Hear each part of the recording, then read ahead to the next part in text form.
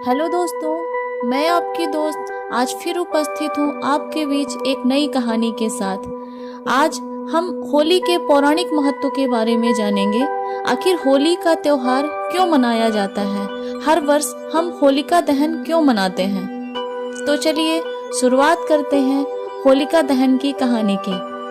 होली का त्योहार हर वर्ष रंगों की खुशी के साथ मनाया जाता है, लेकिन इसके पीछे की कहानी असत्य पर सत्य की विजय और अहंकार पर भक्ति की जीत को दर्शाती है। यह कथा हमें बताती है कि किस तरह भगवान विष्णु के परम भक्त प्रहलाद ने अपने पिता हिरण्यकश्यप के अत्याचारों का सामना किया और अंत में ईश्वर की कृपा से विजयी हुआ। आइए इस कथा को यथार्थवादी शैली में प्रत्येक किरदार के दृष्टिकोण से विस्तार से जानते हैं। बहुत समय पहले की बात है। असुरों का एक राजा हिरण्यकश्यप अपने क्षेत्र में एक छत्र राज्य कर रहा था। उसने कठोर तपस्या करके ब्रह्मा जी से एक वरदान प्राप्त किया कि वह ना दिन में मरेगा न रात में, ना उसे कोई मनुष्य मार सकता है और ना ही कोई पशु। वह ना तो आकाश में मरेगा और ना ही धरती पर। वह ना ही अस्त्र से मरेगा ना ही शस्त्र से। ना वह भवन के अंदर मरेगा और ना ही भवन के बाहर। इस अमरता के घमंड में आकर हिरण्यकश्यप ने देवताओं को हराकर स्वयं को भगवान घोषित कर दिया। उसने आदेश दिया कि अब केवल उसी की पूजा की जाएगी और कोई भी भगवान विष्णु का नाम नहीं लेगा। लेकिन उसकी ही संतान, उसका पुत्र प्रहलाद अपने पिता के विपरीत भगवान विष्णु का अनन्य भक्त था। प्रहलाद बचपन से ही श्री हरि के नाम में लीन रहता था। वह अपने गुरु सांड और अमर्क से पढ़ाई करता था, लेकिन जब भी वे उसे असुर धर्म सिखाने की कोशिश करते तब वह भगवान विष्णु की भक्ति में रम जाता। एक दिन जब हिरण्यकश्यप ने प्रहलाद से पूछा, बेटा संसार में सबसे महान शक्ति कौन है? प्रहलाद ने बिना किसी डर के उत्तर दिया, पिताश्री भगवान विष्णु ही सर्वशक्तिमान हैं, वे ही सबके रक्षक हैं। हिरण्यकश्यप यह सुनते ही क्रोधित हो गया। उसने अपने सेवकों को आदेश दिया कि प्रहलाद को हर प्रकार से यातना दी जाए ताकि वह विष्णु भक्ति छोड़ दे। प्रहलाद पर होने वाले अत्याचार, जिसमें उसे सबसे पहले पहाड़ से गिराया जाता है।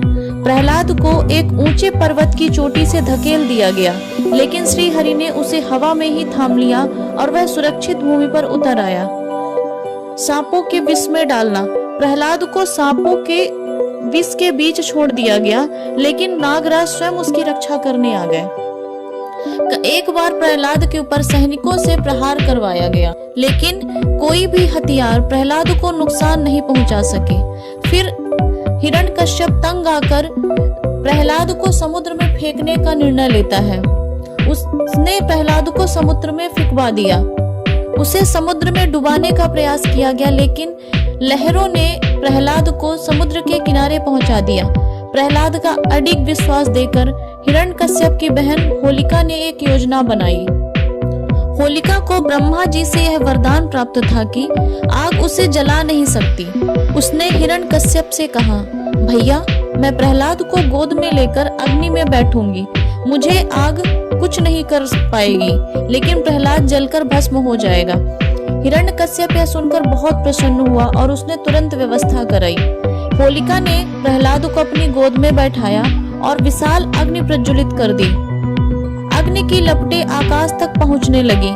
हिरण्यकश्यप और सभी असुर यह दृश्य देखकर हंसने लगे, लेकिन तभी एक चमत्कार हुआ। प्रहलाद ने शांत भाव से भगवान विष्णु का नाम जप करना शुरू कर दिया। अचानक तेज हवा चली और होलिका अग्नि से बचाव करने वाला वस्त्र उड़कर प्रहलाद के ऊपर आ गया। प्रहलाद पूरी तरह सुरक्षित रहा, जबकि होलिका जलकर भस्म हो गई। यह देखकर हिरण्यकश्यप आग बबूला हो गया। उसने स्वयं प्रहलाद को मारने का निश्चय किया। उसी समय भगवान विष्णु ने नरसिंह का अवतार धारण प्रकट हुए। वे आधे मनुष्य और आधे सिंह रूप में प्रकट हुए। उन्होंने हिरण्यकश्यप को गोधूली बेला में पकड़ा।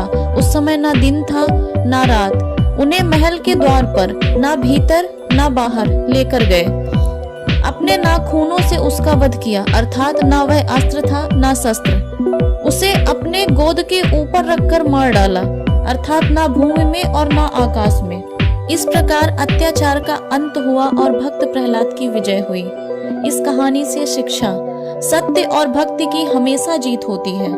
अहंकार और अत्याचार अधिक समय तक नहीं टिकते। विश्वास और धैर्य से असंभव भी संभव हो सकता है। बुराई का अंत निश्चित ही होता है, चाहे वह कितनी भी शक्तिशाली क्यों ना हो। आज भी होली के दिन होलिका का दहन किया जाता है, जो इस बात का प्रतीक है कि बुराई जलकर राख हो जाती है और सच्चाई की विजय होती है। हम हर साल यह पर्व मनाकर प्रहलाद की अटूट श्रद्धा और भगवान की असीम कृपा को याद करते हैं। सत्य की विजय, अधर्म का नाश, भक्त की रक्षा और प्रेम का प्रकाश, यही होली का असली संदेश है। तो दोस्तों, कमेंट बॉक्स में जरूर बताइएगा कि आपको यह कहानी कैसी लगी। धन्यवाद।